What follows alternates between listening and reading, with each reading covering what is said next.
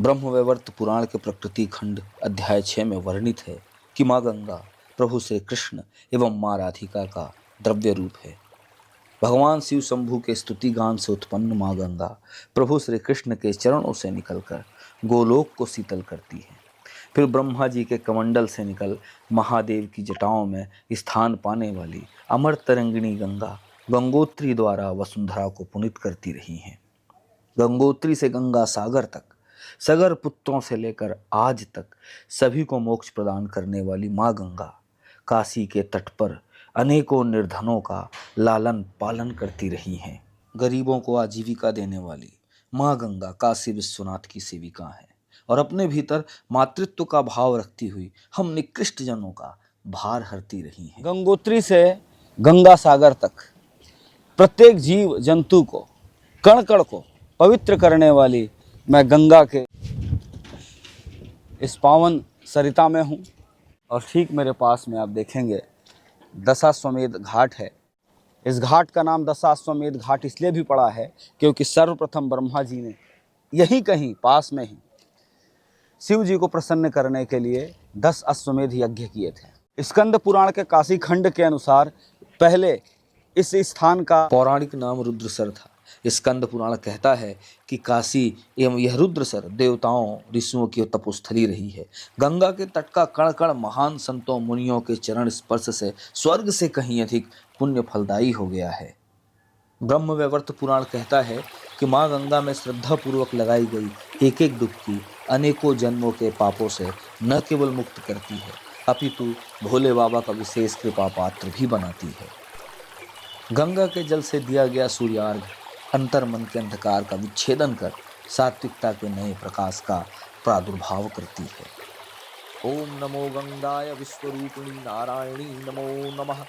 गंगा स्नान के बाद 6:40 या 6:45 के बीच में भव्य आरती होती है। गंगा एक ऐसी देव नदी है जिस पर स्नान करने से आपके सारे पाप कर्म धुल जाते हैं। पर महत्वपूर्ण यह है कि जब पाप कर्म धुल जाते हैं माँ गंगा को हम अर्पित कर देते हैं तो उन पाप कर्मों का क्या होता है।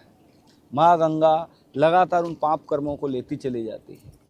परंतु प्रभु श्री हरि का गंगा जी को यह वरदान है, यदि एक भक्त भी या एक सत्पुरुष इसमें स्नान करता है तो वह पाप कर्म कट जाते हैं, धुल जाते हैं। नमो गंगाय विश्वरूपिणी नारायणी नमो नमः।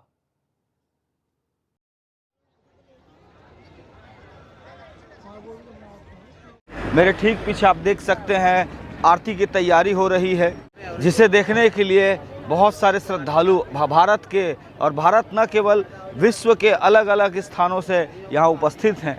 और जैसा कि मैंने बताया स्कंद पुराण के काशी खंड में इस घाट को पौराणिक रूप से रुद्रसर घाट कहा जाता था। और जब ब्रह्मा जी ने यहाँ उपासना की, यज्ञ किया, उसके बाद यह नाम परिवर्तित होकर के दशाश्वमेध घाट हो गया, जिसमें माँ गंगा की प्रतिदिन आरती होती है।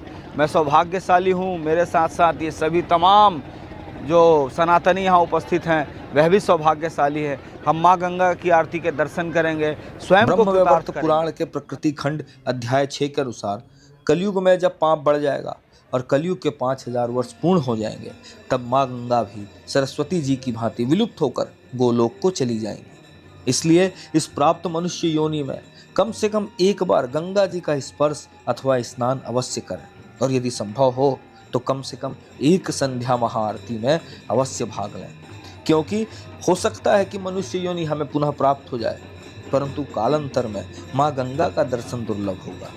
संध्या काल में नौका भ्रमण द्वारा आप गंगा के तट पर स्थित अनेकों प्रतापी घाटों हरिश्चंद्र घाट, मणिकर्णिका घाट, ललिता घाट, मान महल घाट आदि के दर्शन अवश्य करें, क्योंकि प्रत्येक घाट से पौराणिक मान्यताएं जुड़ी हुई हैं और जिसके दर्शन से आप पाप मुक्त होते हैं। हम मनुष्यों के उद्धार के लिए गंगोत्री से गंगा सागर तक बहने वाली माँ गंगा को सादर प्रणाम।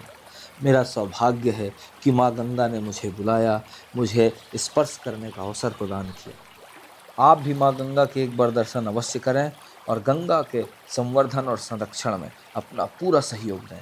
धन्यवाद। जय श्री राम।